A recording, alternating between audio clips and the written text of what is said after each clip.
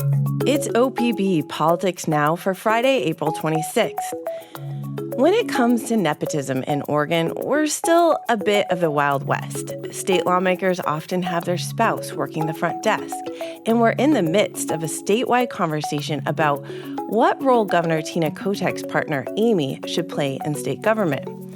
But in one Central Oregon town, they are trying to make it clear they want power couples out of politics. We'll discuss, and we'll also dig into how one rural Oregon group is handling the addiction crisis.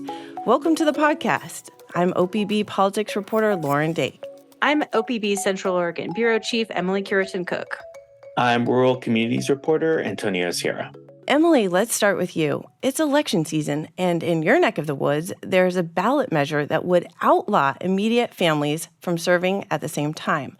What specifically does this measure say? Well, this measure is one of a trio of ballot measures that's going before Redmond voters, and it would prevent immediate family members from holding office on the council or as mayor at the same time. City officials told me the rule would apply to spouses, domestic partners, parents, and children, but not to siblings. So if you want to bring a sibling rivalry to the Redmond Council, that is not at issue here. I think fundamentally what this is about is it's about a small town that's been growing really fast and people questioning who can hold the most power in local government. You got to keep in mind Redmond's population has doubled since the year 2000. And in this primary election, these ballot measures would change the city's charter to rework city governance. The other two changes on the ballot would introduce term limits for local positions. So that means city councilors and the mayor would have to tap out after 2 consecutive terms. But it's not a lifetime limit. They could run again after 2 years. These type of policies generally don't arrive on a city council agenda or a ballot without some sort of backstory. So what's the backstory here?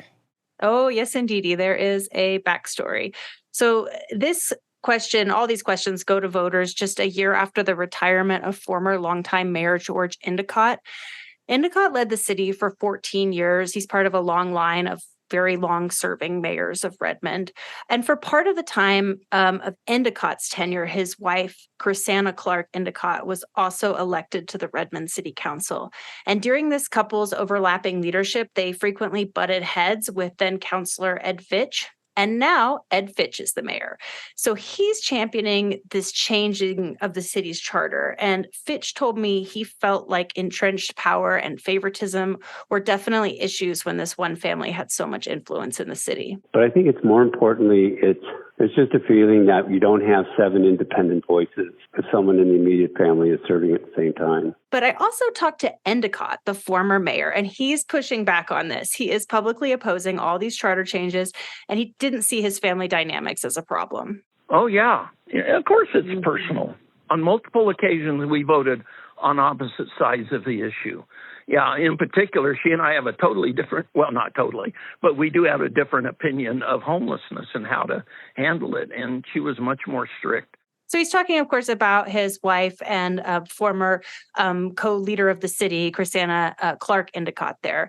And the former mayor, George Endicott, told me he felt like these ballot measures are a personal jab against them, especially because they're coming so soon after he retired, after his wife stepped down, and after another longtime counselor they often aligned with retired after 23 years in office. What are you hearing from the public about this proposal? Well, I did a survey of the city councilors in this case because they unanimously approved sending this idea to the ballot. But among the individual members I spoke to, opinions were really mixed on how they're actually going to vote when they get their ballots. Here's Redmond City Councilor John Nielsen. Personally, I'm going to be voting against it. I understand what the original intent of it was, but to me, it doesn't do what it's intending to do. And if we were going to be serious about it, we'd have gone further with it. So he's talking specifically about the family member ban there. He says business partners could be a bigger risk for power grabs than married people. He supports the term limits, though, and he's undecided about changes to the mayor's office, such as making that term 4 years instead of 2.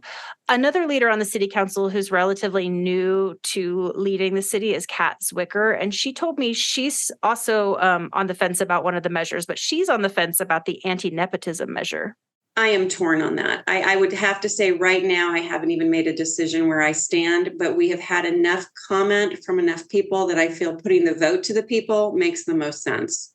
I did ask the Oregon League of Cities about this kind of charter change, the family member ban, because it's analyzed all 242 city charters in the state through a database.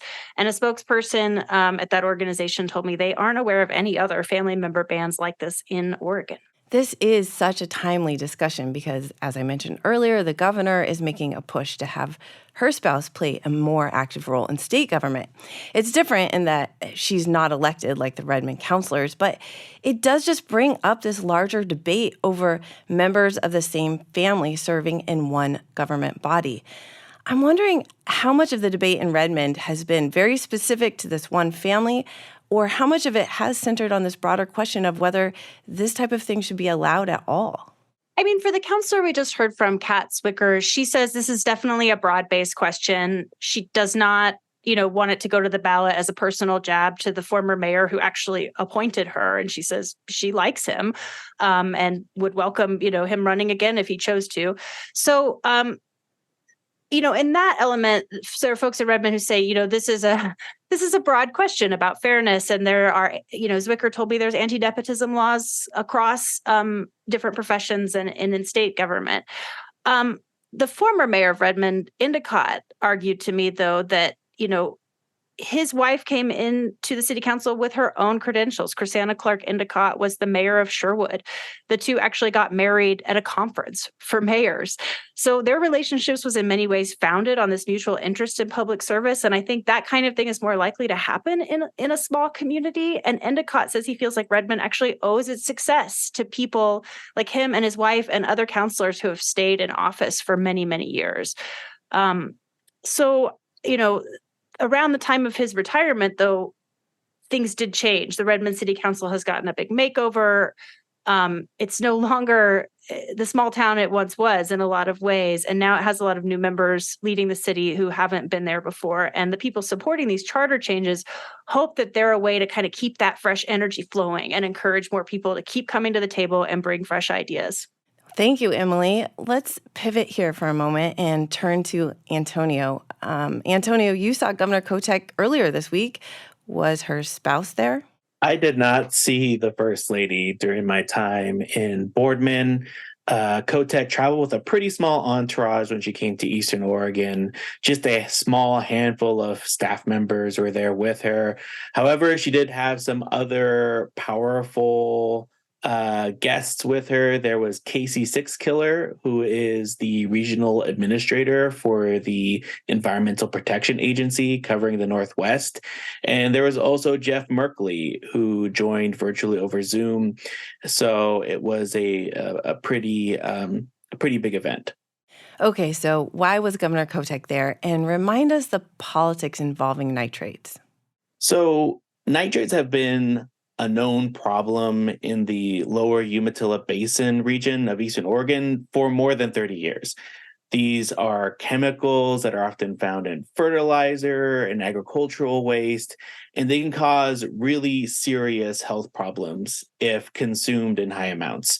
Over time, these nitrates seeped from the surface into the groundwater and contaminated it, which spells some pretty big trouble for the people who draw their water from domestic wells. Even though this has been around for a long time, statewide leaders didn't really start paying attention to it until a couple of years ago. Kotek visited Boardman to talk about nitrate pollution around this time last year. This was a milestone because I can't recall a time a governor ever came to Eastern Oregon and talked about this issue specifically. She promised a new day for the administration when she came a year ago. And she said that the state would reach out to every well owner and offer some form of testing or access to clean water.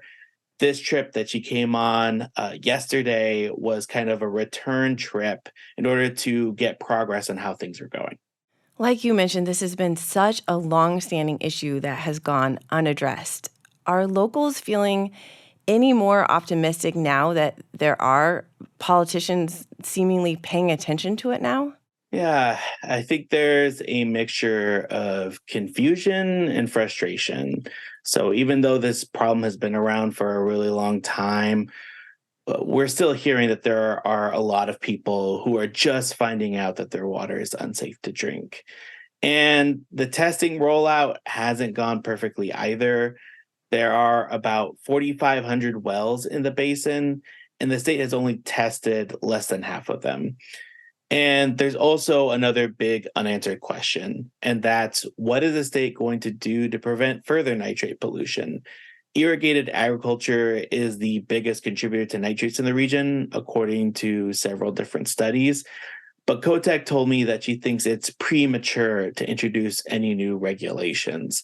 So I think for the folks that are living on the ground, they're waiting to see if more is going to be done, and they're urging the state to do more. And that's if they're paying attention at all. Well, we will talk about that again for sure. But let's talk about another story this week that is a massive one all across Oregon, fentanyl. You recently focused on the Eastern Oregon Center for Independent Living in a story that you wrote about. Why did you think that story was worth telling? Yeah, I became interested in it after Measure 110 passed, and once it started gaining traction to be changed significantly. So to backtrack a little bit, Measure 110 and drug decriminalization has never been popular in Eastern Oregon. Even as it was passing statewide, all of the counties in Eastern Oregon voted against it. And when public sentiment across the state started to turn against drug decriminalization, the elected officials in Eastern Oregon worked to help change the law significantly and recriminalize drugs. So I found it really interesting that there was this organization that not only believed in Measure 110, but was still trying to carry out the spirit of the law, even as the state was moving to make it harder for folks who possess drugs.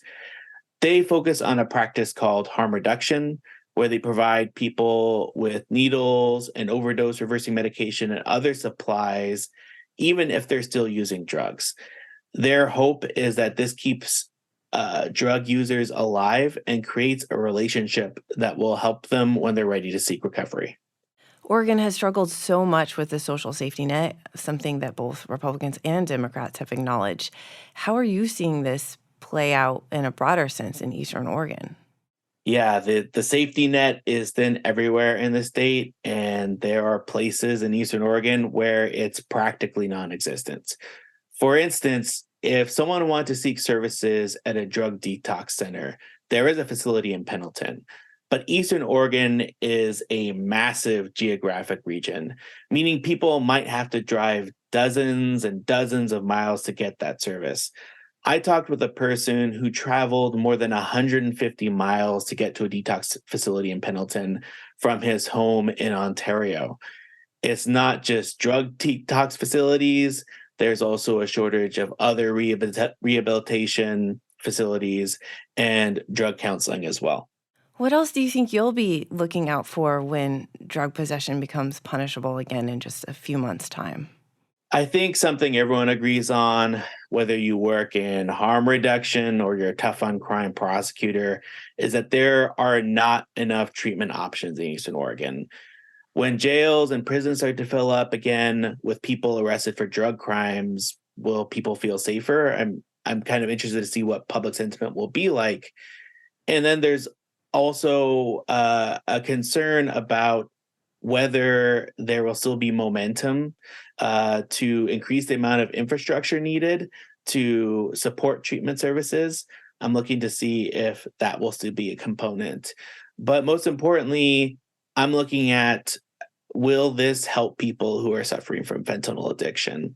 Because prior to Measure 110, there were still people really struggling who were in and out of jail and didn't have a lot of treatment options. And so I think regardless of what happens, I expect this to be an ongoing issue that a lot of people are going to be keeping track of.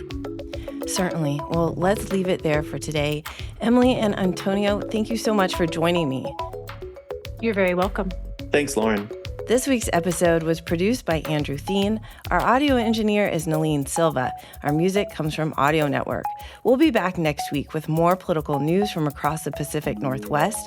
Until then, you can find all of OPB's reporting at opb.org. Thank you for your support, and thank you for listening.